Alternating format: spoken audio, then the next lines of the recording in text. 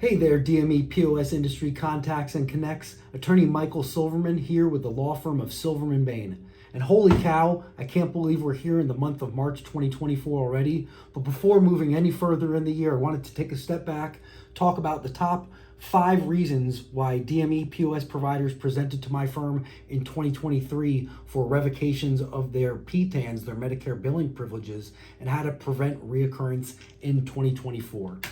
Let's dive on in. The top 5 reasons that clients presented to me with revocations in 2023, in no particular order: issues with state licensure requirements, enrollment application issues, issues with the beneficiary documentation requirements, violation of anti-solicitation laws, this is a big one, and issues with product accreditation, particularly notification and accreditation requirements.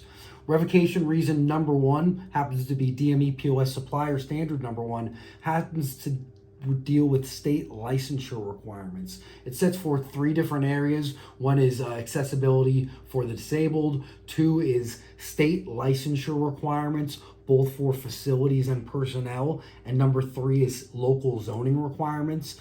In practice in 2023, the reasons why providers presented to my firm for revocations due to supplier standard number 1 was either because they were providing certain products that required their business to have a business license, a DME or an HME license, and they failed to have that license, or because they were providing a product that required a certain professional license, such as certain types of orthosis, for example, that require an orthotic fitter, or for dispensing of CPAP or oxygen where they may need a respiratory therapist in certain states. You need to ensure that you check the requirements for both business licensure and professional licensure for individuals for each particular DMEPOS item prior to dispensing in each state. Reason for Medicare to revoke your billing privileges otherwise. Revocation reason number 2, DMEPOS supplier standard number 2 violations, which essentially requires that providers update their Medicare enrollment application, their 855S, within 30 days of any changes taking place. This is with respect to hours of operation, products that are provided, states that they're provided in. A big one is ownership. Anyone with a 5% or more direct or indirect ownership interest in the business has to be disclosed. Any changes to the original enrollment application with Medicare have to be made within 30 days of the changes taking place. Failure to do so, violation of supplier standard number 2. And reason number 2 for revocation reasons in 2023.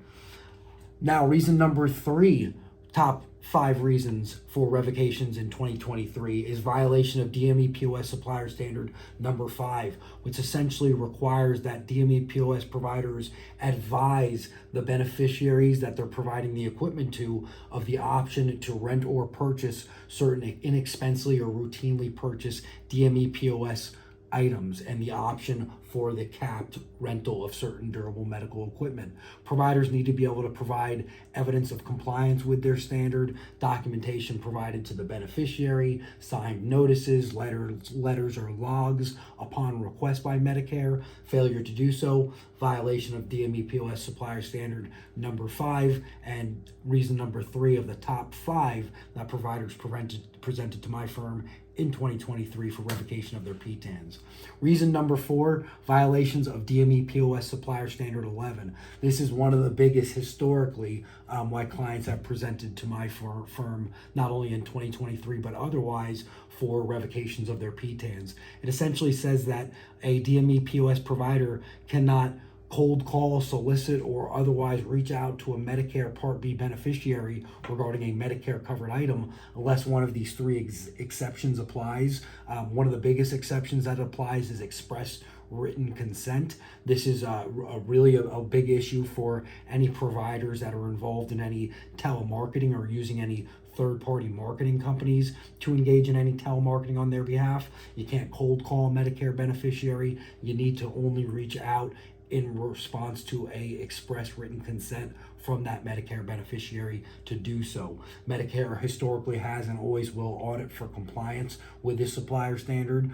They frequently get complaints from Medicare beneficiaries about being cold called, so DMEPOS providers engaged in any telephonic marketing endeavors need to be sure to be able to provide documentation evidence that the beneficiary requested that they reach out before doing so. Again, violation of supplier standard number 11, probably the biggest reason why I've seen providers get their PTANs revoked over the years. Reason number 5 of the top 5 reasons in 2023, violation of supplier standard number 2025, which essentially requires that all DMEPOS providers are accredited for the products that they bill to Medicare beneficiaries before they do so. They need to ensure that they have an accreditation for any item or service that they're providing, and that their Medicare enrollment application and their provider enrollment with their accreditation organization and the items they're accredited for match. If Medicare is billed for an item or service that a DMEPOS provider is not accredited for by their accreditation organization, violation of supplier standard number 25, and the 5th of 5 reasons that are the top reasons why I saw clients get their PTANs revoked in 2023. Now, if a provider does get their supplier number, their PTAN revoked, there are 2 options to appeal, depending on the reason why the provider was revoked. Certain reasons lend themselves to corrective action plans. Other reasons may lend themselves more towards reconsiderations. A corrective action plan is essentially when a provider recognizes that they may have had some issues with compliance with certain supplier standards, and they set forth in writing documentation and corrective actions to the Medicare contractors for how they're going to ensure that there is not repeated offenses and non-compliance with that supplier standard in moving forward. If the provider sets forth sufficient documentation and corrective actions, that may be acceptable to Medicare, and they'll reinstate the billing privileges.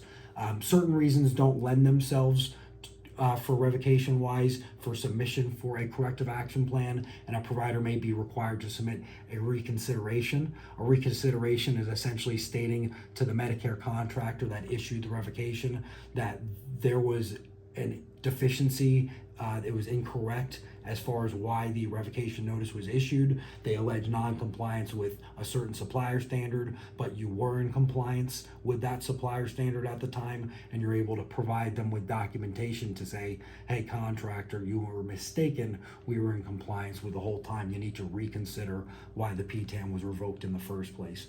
Again, certain instances only lend themselves towards reconsiderations. A corrective action plan is not acceptable for all types of PTAN revocations. Additionally, a corrective action plan is not appealable if it's not accepted. So your first shot has to be your best shot in submitting a corrective action plan where appropriate, or a reconsideration rather, if it's not accepted upon submission. There are certain appeal rights that providers do have, but again, in a reconsideration, providers essentially stating that the Medicare contractor had it wrong and that they have documentation to evidence why that decision was incorrect to begin with.